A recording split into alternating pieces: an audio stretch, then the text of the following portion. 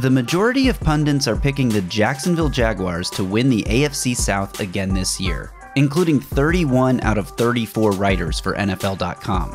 Jaguars clearly the class of the division. Clearly. Well, I would imagine every single person at this table is picking the Jags to win that division and go back to the playoffs. In this video, I'll explain why the underdog Tennessee Titans will shock the world and bring the division title back to Nashville. But first, a reminder to like this video, subscribe to the channel, and turn on alerts so you get a notification every time we drop a new video. And if you agree or disagree with anything I say, be sure to let me know in the comments below. Okay, back to why the Titans will win the South. Let's start with some basic facts about last season. In 2022, Jacksonville fielded the healthiest team in the NFL, with the fewest games lost due to injury according to Man Games Lost, and the third fewest by Football Outsiders metric Adjusted Games Lost. Meanwhile, the Titans were the most injured team in the NFL, with the most Man Games Lost due to injury and the second most Adjusted Games Lost according to Football Outsiders. Even so, the AFC South division last year was decided in the final game of the season, a game the Titans were on track to win until the Jags caught a lucky break. With Josh Dobbs starting just his second game for the Titans, the Jags took a late lead on a controversial call. With under 3 minutes remaining, what appeared to be an incomplete pass was instead ruled a live ball fumble that Jacksonville returned for the go-ahead touchdown. And so the Jaguars, who were moments away from an 8-9 losing season, instead took home the AFC South title. But I know, last year is last year. It has no bearing on the 2023 season, right? Well, it might. Jacksonville is running it back this year with mostly the same roster that went 9-8 in 2022, with the 5th lowest percentage of roster turnover at 73.8%.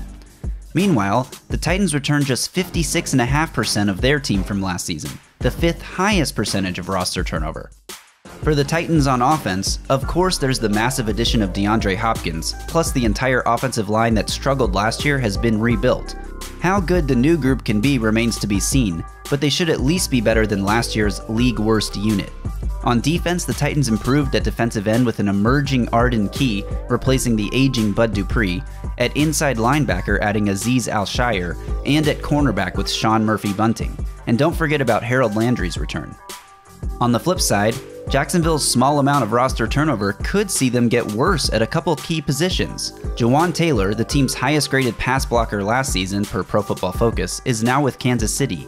Left tackle Cam Robinson is suspended the first 4 games, meaning rookie offensive tackle Anton Harrison and last year's backup Walker Little will open the year as the starting bookends. This is a big concern for this Jacksonville offense. They also lost Dewan Smoot and Arden Key in free agency, 2 of their 3 most productive pass rushers, and not only did they lose Key, their second best pass rusher from last season, but they lost him to the Titans. Jacksonville will be looking to former #1 overall pick Travon Walker to take a big leap forward to replace that production, with no real additions at the position outside of some late round rookies. Now obviously the return of Calvin Ridley is huge for Jacksonville's offense, and more than offsets the loss of veteran receiver Marvin Jones, who had 529 yards and 3 touchdowns in 2022. And while Ridley is an explosive player, no doubt, this is also a guy with only one 1,000-yard season in his career, despite playing for some of the NFL's most pass-happy Atlanta offenses from 2018 to 2021. I'd argue that Hopkins, who is certainly more accomplished in his career than Ridley, is going to have a similar, if not greater, impact on the Titans' offense than what Ridley does for Jacksonville. These 2 moves are pretty comparable in terms of offensive improvements. And I didn't even mention the boost the Titans should see on offense just from switching coordinators. Todd Downing is gone after 2 straight seasons of poor situational play calling. Tim Kelly will call the shots in an up-tempo offense with more emphasis on early down passing and getting the ball out quickly to help the offensive line. So when it comes to offseason upgrades, the Titans lead handily in that department.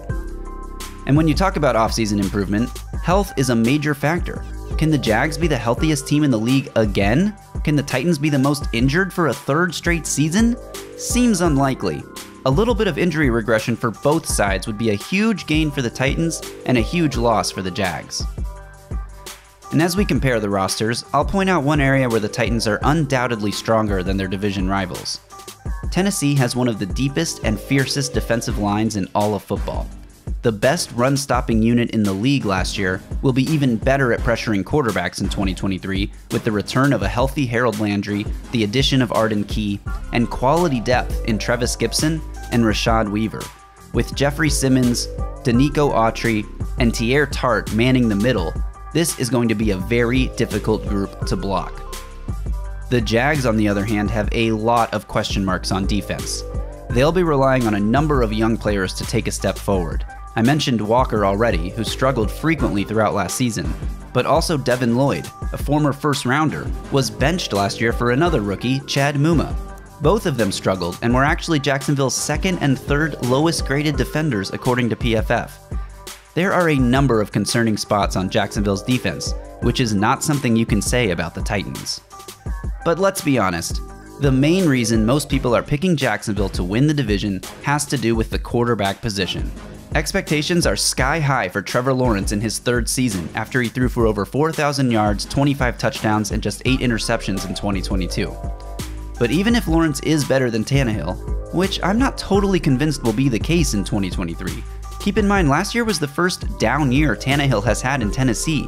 Tannehill has been a top 5 quarterback statistically speaking when it comes to the major categories since arriving in Tennessee until last year, a season where he played behind the 32nd ranked O-line with subpar playmakers, played half the season through injury, and couldn't even finish out the year. I mean, there's a good chance the Titans win the division if a healthy Tannehill had played in that Week 18 matchup.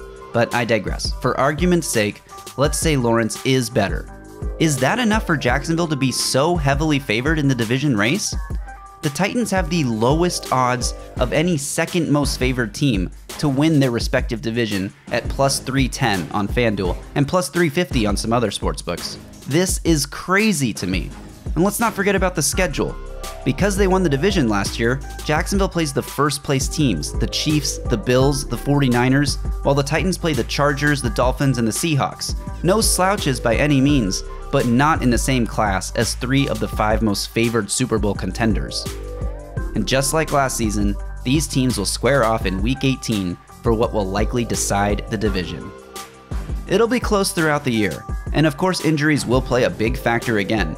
But if the Titans can get a little luckier in that department this season, they will take down the Jaguars, shock the football pundits, and win the AFC South. So, agree? Disagree? Let us know in the comments below. And if you like this video, be sure to give it a thumbs up, subscribe to the channel, and turn on channel notifications so you get an alert every time we drop a new video. Thanks for watching.